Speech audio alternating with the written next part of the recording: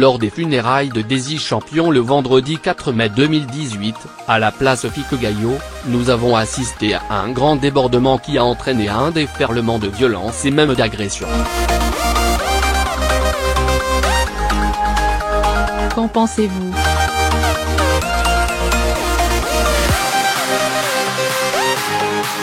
Que voulez-vous que je vous dise ?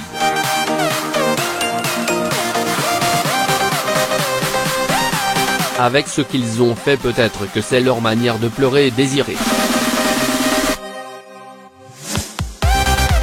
Et puis, il faut dire qu'il y a eu trop de monde.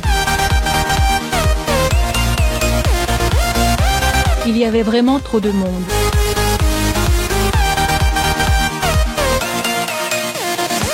Une drôle de façon de pleurer avec des chaises volées et cassées, des bâches démolies, une partie du matériel de sonorisation emporté avec comme résultat, un nombre important de blessés.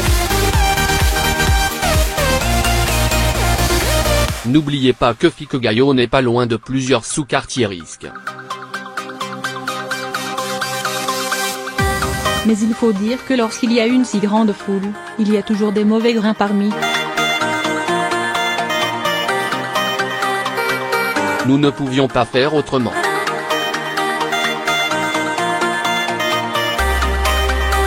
On ne pouvait pas faire le tri des personnes qui venaient. Il y avait des mauvais grains dans la foule, des personnes mal intentionnées. Moi-même j'ai été blessée.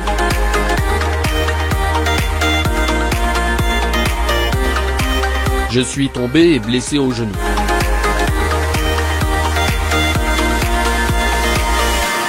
Oui.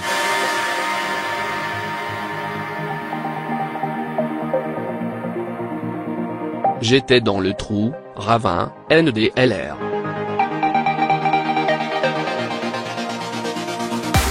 Toute de blanc vêtue, tous mes habits se sont retrouvés déchirés.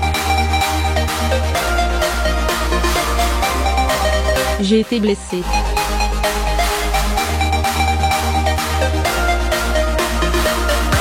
C'est la raison pour laquelle, nous n'avons pas pu envoyer le corail au Pougon.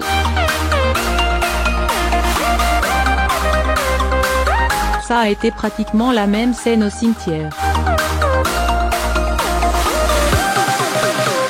Désiré a dit que sa mort va choquer et c'est le choc qu'il a prédit qui continue.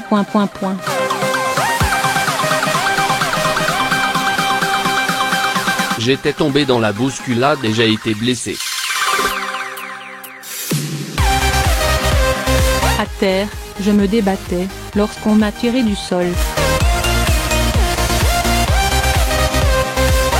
Il semble que les grands portraits de l'artiste posés sous l'une des bâches, ont également été emportés lors de ce cafouillage.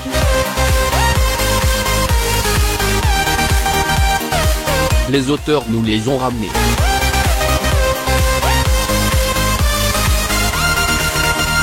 Face à toute cette situation, que pouvez-vous dire aux Ivoiriens ? Je dis merci à Kabila, Angelo Kabila, opérateur culturel ivoirien, NDLR, et à ses amis qui ont organisé ces obsèques. Les gens peuvent dire ce qu'ils pensent, mais moi, en tant que la grande sœur de Désiré, je leur dis merci pour cette belle initiative. Sans hésitation, ils ont organisé les funérailles de Désiré. Et ils l'ont même bien organisé.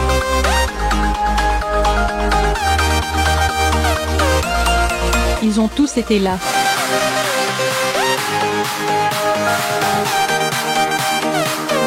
Moi, je pense que ce qui s'est pas passé traduit la manière de pleurer de ces personnes mal intentionnées.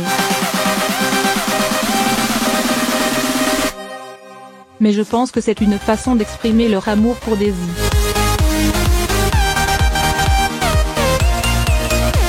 C'est leur manière de le pleurer.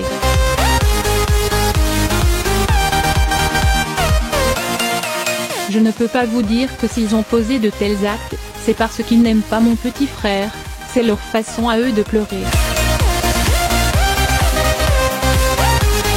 Dans notre village, nous sommes des guerriers et quand un guerrier meurt, ça se passe toujours de cette façon. Ces obsèques sont toujours mouvementées.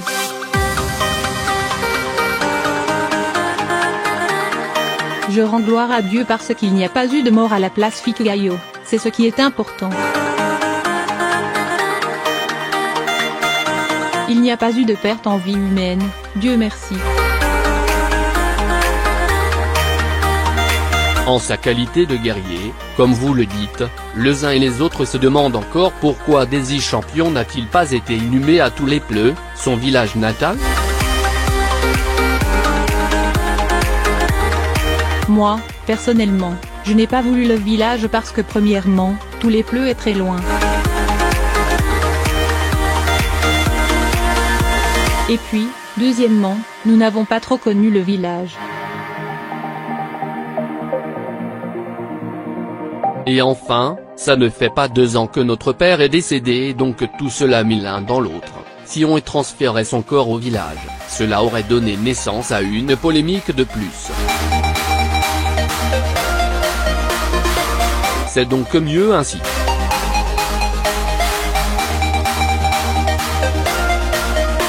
Enfin, les enfants étant ici, à Abidjan pour la plupart, s'ils souhaitent toujours se recueillir sur la tombe de leur papa, ce serait beaucoup plus accessible pour eux de le faire sur place à Abidjan ici, plutôt qu'à Toulépleu.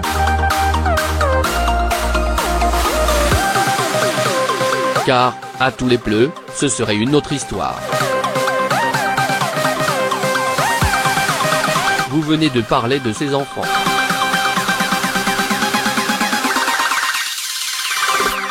Qu'adviendra-t-il en ce qui concerne leur avenir?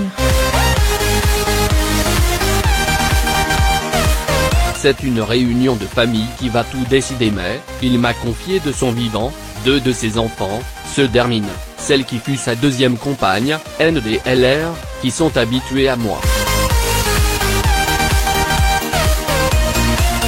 La petite avait 3 ans et le grand qui est aujourd'hui en 4e avait 6 ans quand il me les confiait.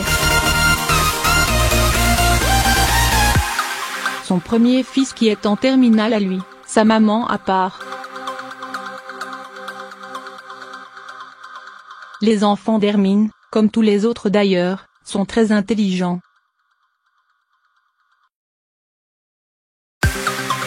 C'est d'ailleurs la petite qui a lu l'oraison funèbre à Ivozep. Elle a 10 ans et elle est au SPEL-CM2 aujourd'hui.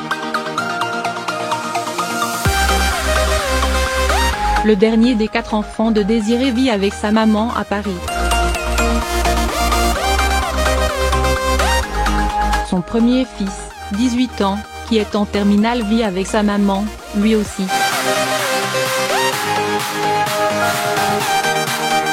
Dans tous les cas, ce sont les parents au terme d'une réunion de famille qui vont tout décider. Mais ces 2 enfants qui vivent avec moi vont aussi être récupérés par leur maman parce qu'avec moi, il ne se passait pas une semaine sans que leur père ne vienne ici à la Sikogi pour leur rendre visite.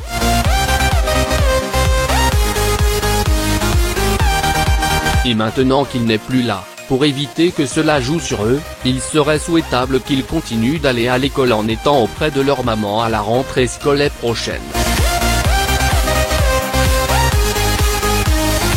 Dans tous les cas, leur maman est bien placée dans la vie sociale, donc je n'ai aucune inquiétude sur ce plan-là.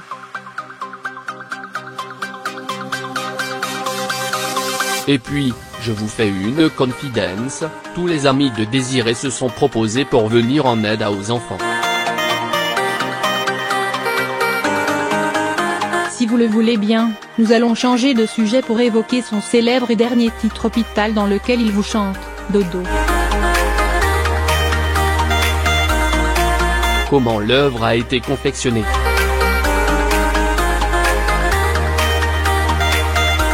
D'abord, je vous dis que c'est une histoire vraie qu'il a décidé de traduire en chanson, et il cherchait le refrain.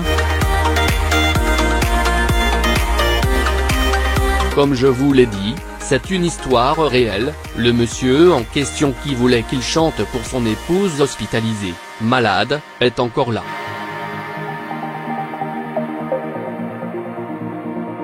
Désiré l'a même présenté à ses amis lors de son dernier concert. Vous pouvez le vérifier sur les images de ce concert qui est diffusé sur les réseaux sociaux. Sa femme qui était malade est malheureusement décédée. Alors revenant à votre question, Désiré cherchait donc le refrain de cette chanson pendant qu'il la composait et il m'a dit « Dodo, et si je prenais son prénom pour en faire le refrain ?» Et j'ai dit « Ok, vas-y ».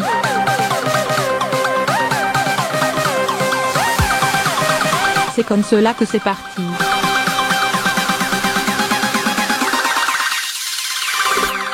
Et la chanson a été appréciée ainsi que le clip.